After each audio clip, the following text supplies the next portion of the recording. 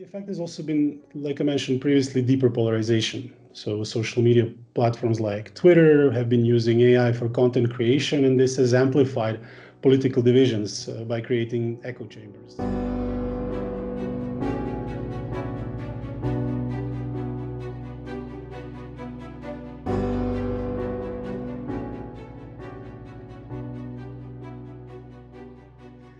Artificial intelligence is all about smart risk-taking and experimenting.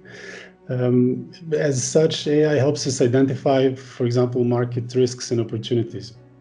I'll give you a very clear example. Netflix uses AI to predict viewer preferences, enabling them to create highly successful original content, like, for example, Stranger Things, which my kids adore. But it goes beyond that.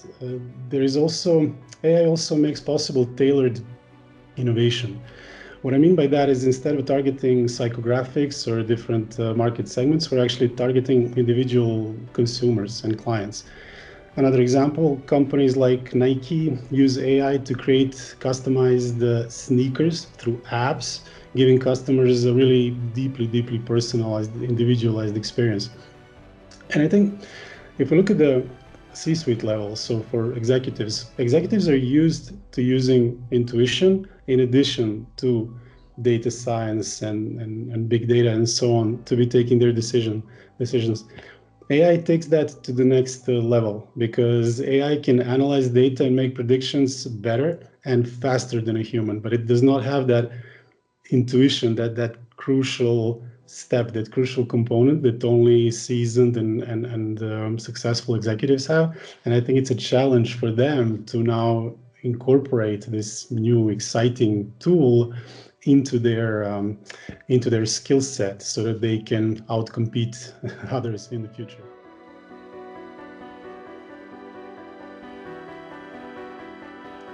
There are many. It starts with bias and fairness. For example, in recruitment, if we take the example of Amazon, their early AI hiring tool favored male candidates due to historical biases in the data. And there are many such examples. And this underscores the need for vigilance in algorithm design to begin with. And then there is the question of transparency and trust. The example of Apple, they deployed their Apple Card algorithm, which they used to predict credit rating and so on a few years back. And they had a backlash because of that, because the algorithm discriminated against women. And that sparked a huge debate around explainability of AI, meaning these machines are doing things without us actually understanding how they're doing it and what reasons they have, what's inside that black box. And the final component is responsibility and oversight. The example there is Facebook and their failure to curb algorithm-driven misinformation through several election cycles now.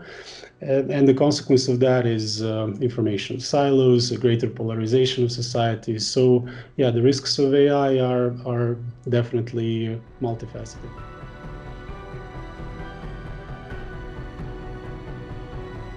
In several ways. First of all, we've seen a very exciting workforce transformation. Let's say the introduction of AI by huge companies like Walmart has, on the one hand, reduced the need for some manual tasks. So you're firing people, AI is taking away jobs, but it has also created new roles in data analytics and system management and so on. So the effect has not been so clear. It's been quite dynamic. And then there's been the global disruption of industries, of supply chains and so on. For example, Airbnb has completely disrupted the global hospitality industry by leveraging AI-driven pricing algorithms. And that has left traditional hotel chains scrambling to adapt. But the effect has also been, like I mentioned previously, deeper polarization. So social media platforms like Twitter have been using AI for content creation, and this has amplified political divisions by creating echo chambers. So there have been positive and negative aspects.